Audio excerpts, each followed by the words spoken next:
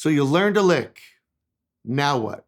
In this lesson, I'm going to show you how to take a lick and put it through its paces so you can incorporate it into your playing and start to find your own voice.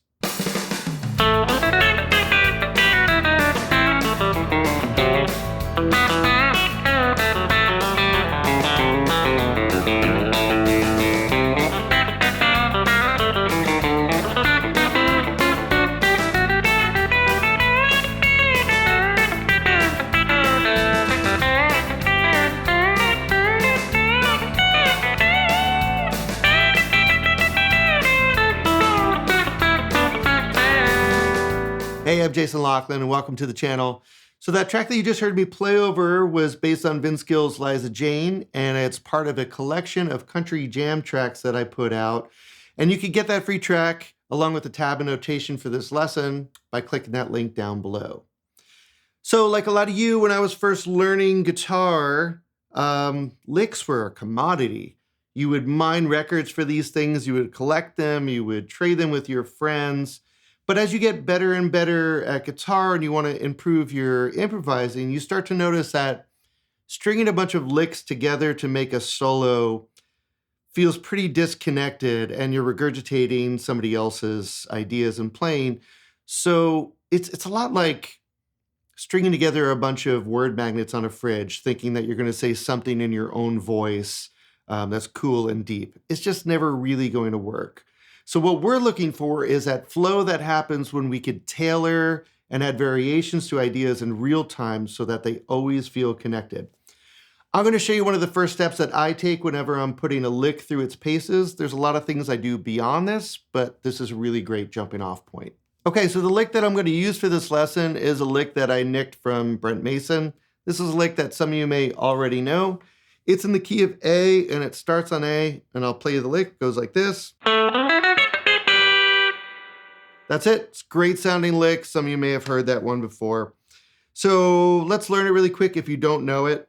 So I'm starting on A here, 7th fret of the D string, sliding from the 9 into the 11, 9, 11 on the G string, grabbing a double stop of the 10 and 9 here on the top two strings. I'm grabbing that with my middle and ring. Muted pick stroke on the G string, little chromatic connection on the way down to the 8th and 7th fret on the top two strings. So that's the lick. Now we want to analyze this because I want to see how this like functions in a chord. What are the roles of all those notes? Because I want to play this in other keys. I want to find this lick on other string sets. So let's go through and analyze this against the A chord. So I have A, well that's a root. Then I have B, that's a 2, sliding into 3, 5, 6. Then I have root and third here as a double stop. Then I have this muted 6 for the little muted pick stroke there.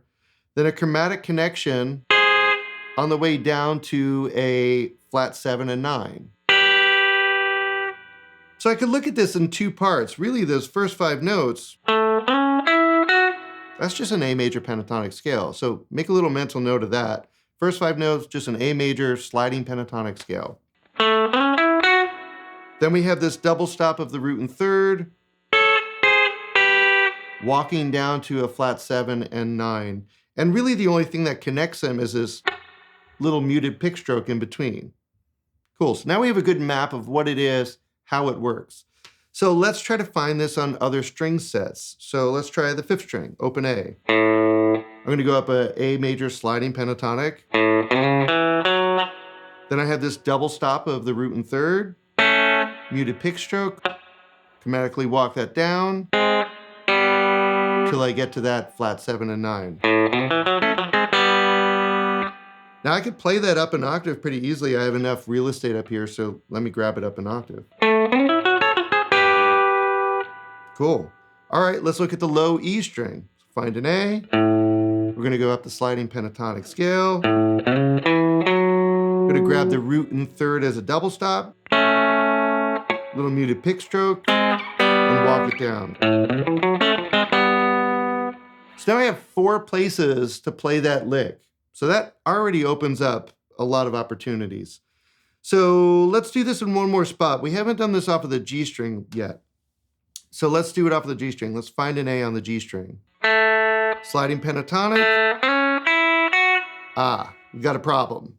We could play the A, but we don't have an extra string here to play the C sharp above it, right? So what do? We're gonna have to do some problem solving here to kind of make this work.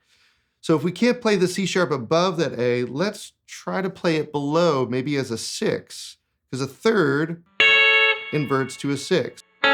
These are the same two notes, A and C sharp. This is C sharp and A. So when you play a 6 or you invert to a 6, you have the same two notes as a third, you just have a wider distance between them. 6 steps instead of 3. So let's see if we can get to that. To do it slow, if we had to play that fast, would that be comfortable? It's a little awkward, I don't love it. So maybe we'll just play the A and then let's keep that 6 as we walk down to the flat 7 and 9. And the thing that I noticed I did there to make that work is I put the muted pick stroke on the G string and it made it more comfortable to grab those 6s. Okay, so I kind of have a new variation of the lick. I'm not reinventing the wheel. It's not a completely different idea yet, but it's a little different. It's 6s instead of thirds. So that's definitely a variation. Same effect, does definitely sound very, very similar, right? All right, let's try this another way. Let's say I missed that third and I want to hear that third of that flat 7 and 9. Let's go up to this flat 7 and 9 up here. But I want to get that chromatic connection in there too, so I'm not walking down to it. What if like I walk up to it from a half step underneath?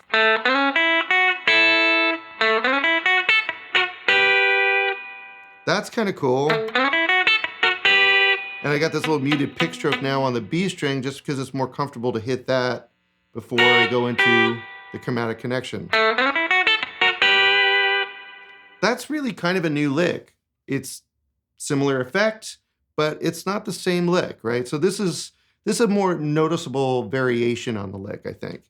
So I like that. Let's try that on other string sets. So let's go back to the D string here, up to that A, little muted pick stroke, and this time half step approach into that flat 7 and 9.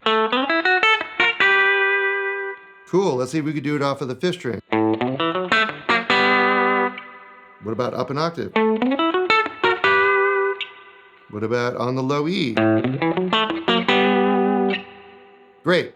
So I think you're starting to get a glimpse now into when you start moving a lick around and trying it on different string sets, you run into certain problems. And they may be problems with, you may not be able to do a bend or a hammer-on, or you may not be able to get certain intervals. So you have to start making little adjustments and tweaks to kind of make them work and have the same effect come through. All those little changes that you do start to grow this lick and give you an arsenal of ideas. And what choices you make when you're tailoring them, those are the things that help you develop your own voice. That's when you start to really come through. The other thing that you're doing, whether you realize it or not, is you're getting very good at adding variations to one idea. And by practicing it this way, you could do it in real time a little bit easier. And great improvisation is usually that. We come up with a statement or idea, and in real time, we're adding variations to that statement. That's usually what makes some of the most compelling guitar solos. So I showed this to you in A. Let's talk about some next steps. There's a bunch of things that I do with this where I would add a ton of compositional devices and you could really go down a rabbit hole with one lick. But I showed it to you in A. The backing track that you have, for free by the way, link below, is using an A chord, C chord, and D chord. So my assignment to you is learn these licks in A, C, and D and try them over your free backing track and see how you do. And you can see it's not so much about how many licks that you learn, it's more about what you do with the licks that you already know. Hey, if you enjoyed this lesson, go ahead and hit that subscribe button, and then go check out my teaching website, The Inspired Guitarist, for courses, jam tracks, master classes, all things aimed at inspiring you on your journey with guitar and music. Also, I'm available for private lessons if you'd rather connect that way. All of those links are down below. I hope you enjoyed this one. Thanks for watching.